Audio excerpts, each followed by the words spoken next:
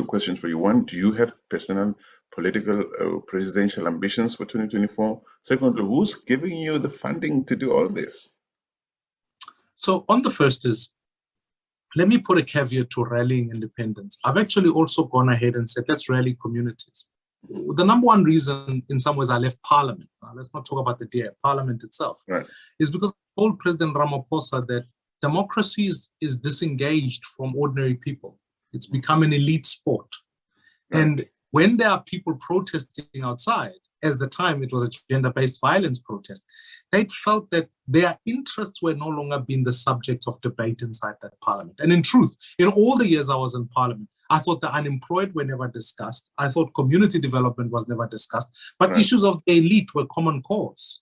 You know, so that was the first dilemma. The second is, as I've been going around in various communities, we are identifying new leadership that comes from communities, which I think is a powerful tool of democracy, because now you can introduce new players. So let me take someone like Ken Clark, the leader of the independents in the Eastern Cape, was a business person who ran Twiza, a 2 billion rands company, and we could introduce him into the political world, help him with that, and they ran an incredible campaign. The mayor of Cedarburg, who we worked with, was a farmer, Ruben Richards, who now is standing up and now is the mayor of a town because he's coming back with that experience. So my point at the end of the day is that as I've gone around communities, we've now built a grassroots infrastructure where citizens are saying, let's take back the power. So that's what One South Africa has been set out to do. Now, to the second question, which is, what does it mean for 2024? No, okay, yeah, go ahead.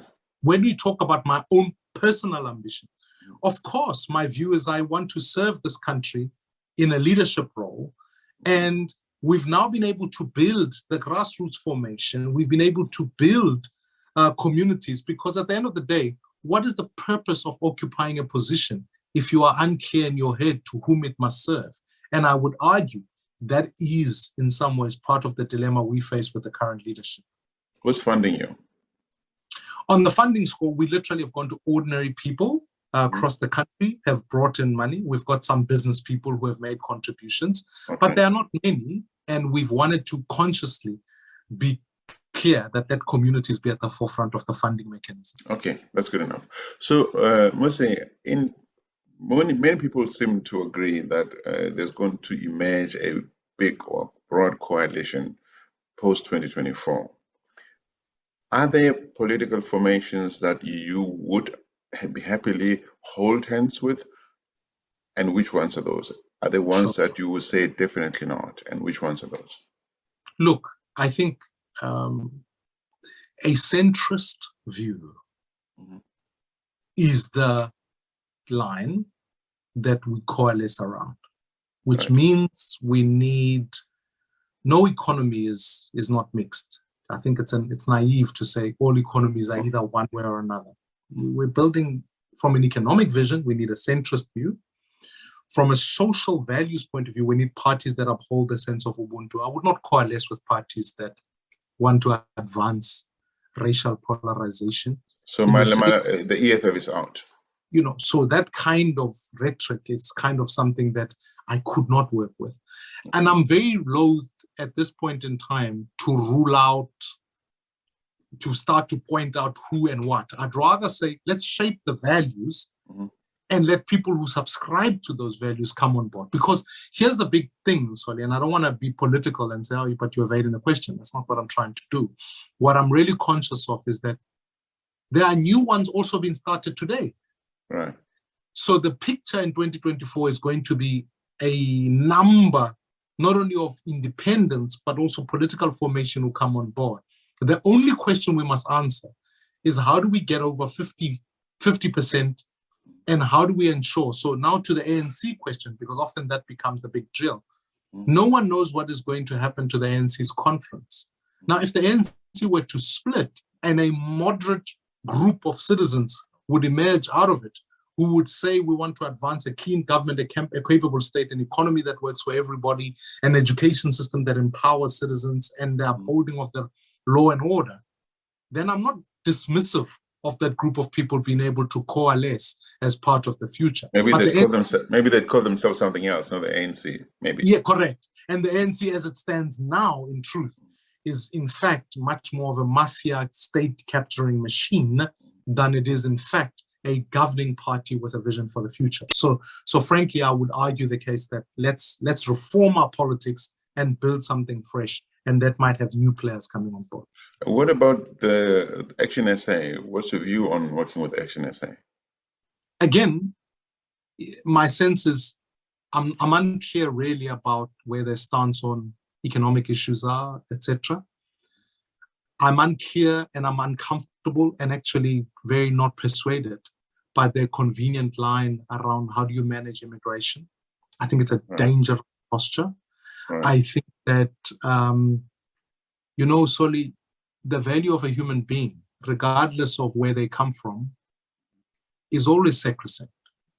We can debate other rights, but we can't debate the dignity of a human being.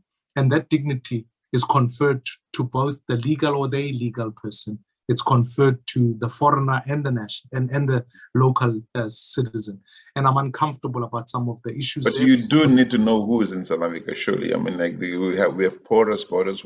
Maybe we're harboring criminals, child molesters in South Africa. We don't know they're in South Africa. Surely we need to have a system, an immigration system that controls that. Everybody in South Africa must be registered. I live here in this country. When I arrived here, I had to go and register myself with the municipality. Actually, I've moved once before. So when I moved from the place where I first arrived into this place where I'm at now, I needed to go and say, hello, my name is Soli Moyang, this is what I do, and I get a letter from the mayor to say, welcome.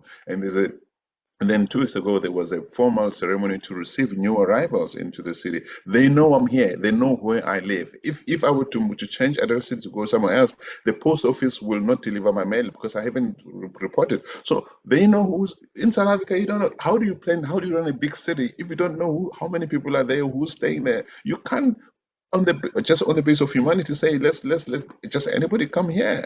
You could be harboring criminals. The issue that you are raising is about the capability of the state. It's got nothing to do with the person themselves. You could, even the people that your neighbor in the country you are at could very well be a criminal.